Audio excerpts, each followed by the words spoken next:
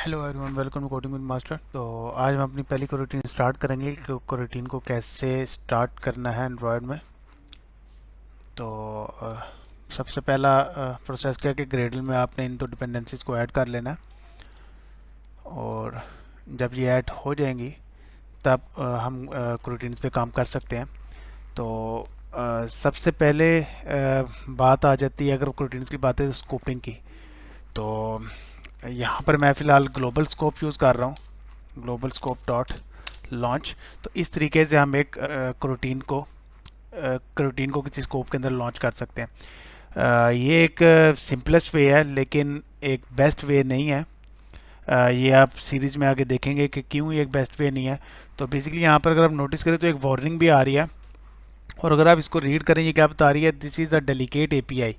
तो सिंपली इसको करना क्या, आपने यहाँ पर एक ऑप्शन होगा OPTIN for delicate coroutine API on containing class main activity. आपको यहाँ पर डेलीकेट कोरोटीन एपीआई मार्क करनी पड़ेगी।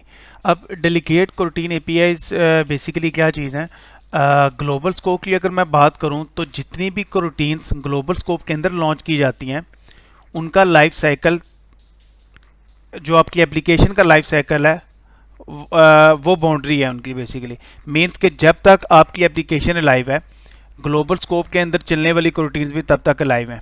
लेकिन इसका ये मतलब नहीं है कि कोई कोरोटीन आपने ग्लोबल स्कोप में लॉन्च किया है और उसने अपना टास्क कंप्लीट कर लिया है और वो टास्क कंप्लीट करने के बाद भी अलाइव रहेगी।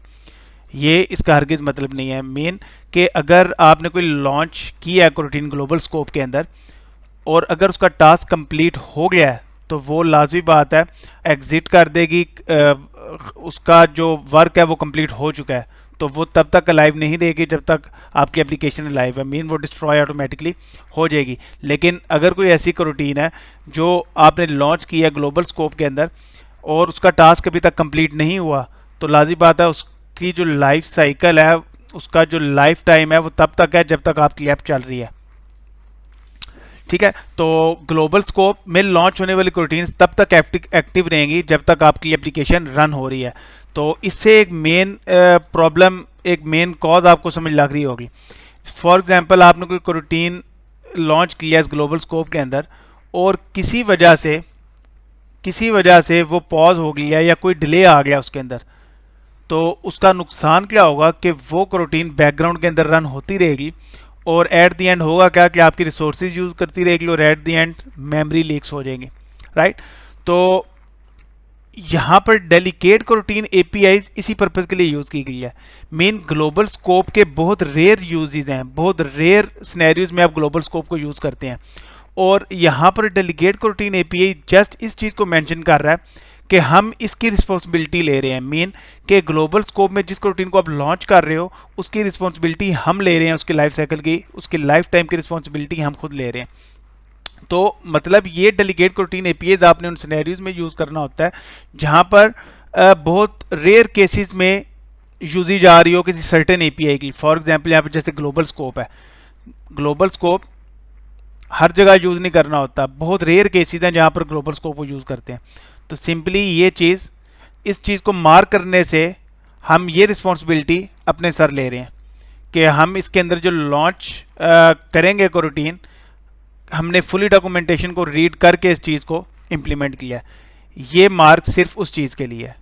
नाउ हम सिंपली करेंगे क्या कि हम इसको रन करके चेक करेंगे, लेकिन रन करने से पहले मैं यहाँ पर प्रिंट स्टेटमेंट्स यूज़ कर लेता हूँ एक ग्लोबल स्कोप के अंदर, ये यहाँ पर, और एक मेन थ्रेड के अंदर, जिससे हमें पता लग जाएगा कि एक्चुअली ग्लोबल स्कोप एक अलग थ्रेड में एग्जीक्यूट होता है।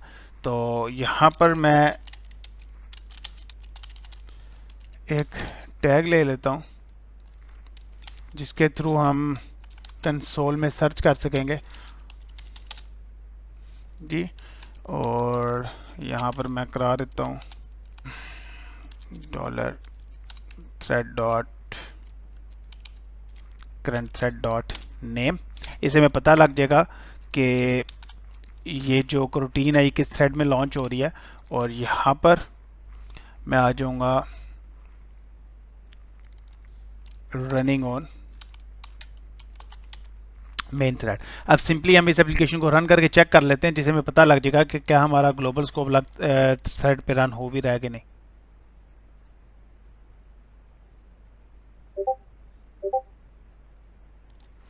तो अगर आप नोटिस करें तो हमारी एप्लीकेशन रन हो चुकी है, और अगर आप यहाँ पे देखें तो रनिंग ऑन मेन यहाँ पे प्रिंट हो रहा है। और अगर मैं इस प्रिंट की बात करूँ तो ये बेसिकली देखिए routine running on default dispatcher worker 1। अब यहाँ पर आप इस चीज़ को प्रिडिक्ट नहीं कर सकते हैं कि हमारा जो टास्क है वो किस थ्रेड में कंप्लीट हो रहा है। मीन के जो हम इस रूटीन में लॉन्च करेंगे वो टास्क किस थ्रेड के अंदर कंप्लीट हो रहा है, उस चीज़ को हम प्रिडिक्ट नहीं कर सकते इस सिनेरियो के अंदर, क्योंकि यहाँ पर हमने simplest global scope dot launch use किया है, और ये simplest global scope dot launch हमारा डिफ़ॉल्ट डिस्पैचर यूज़ करता है। अब ये जो डिस्पैचर्स है ये कम्प्लीटली एक अलग टॉपिक है, तो हम नेक्स्ट वीडियो में देखेंगे कि डिस्पैचर्स बेसिकली क्या चीज़ है। तो इस वीडियो में मैं इसकी डिटेल में नहीं जा रहा।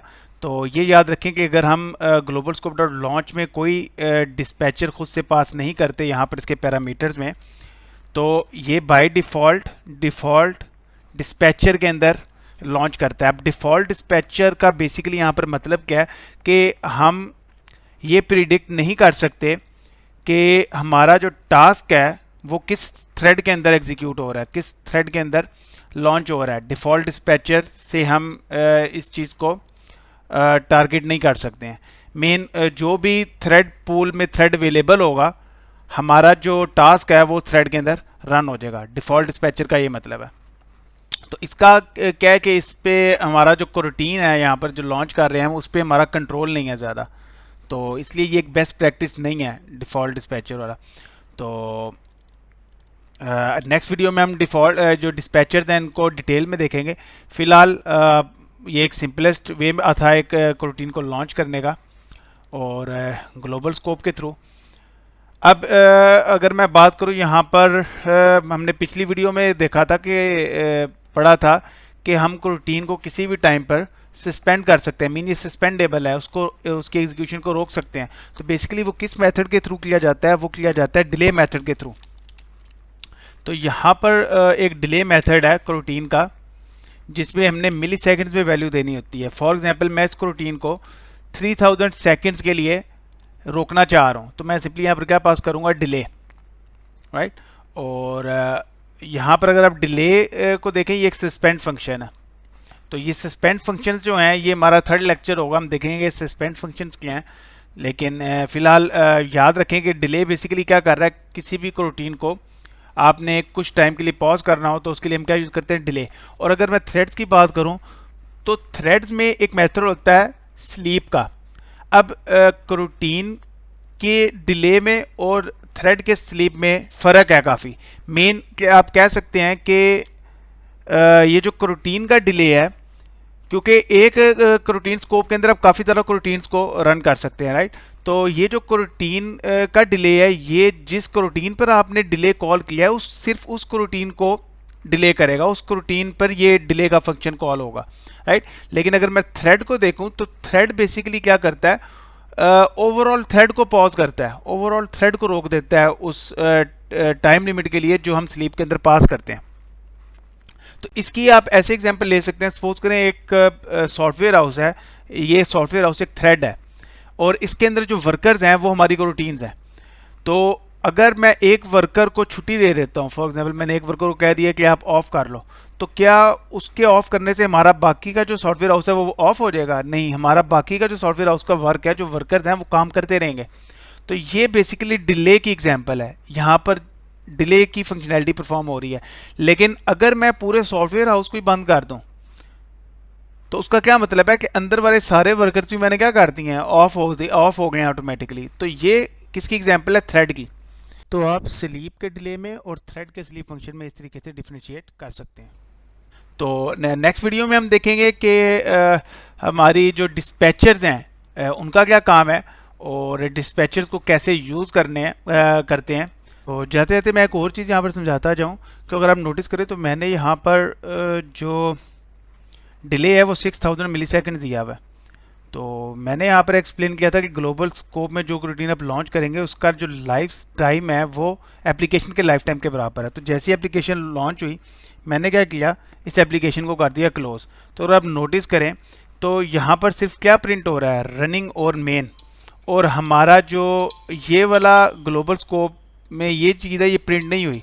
तो इससे ये चीज़ प्रूफ हो जाती है कि इसका जो लाइफ साइकिल है वो एप्लीकेशन के लाइफ साइकिल के बराबर है। मीन इसकी जो लाइफ टाइम है, इसकी जो बाउंड्री है वो तब तक है जब तक आपकी एप्लीकेशन रनिंग में है। तो see you in the next video.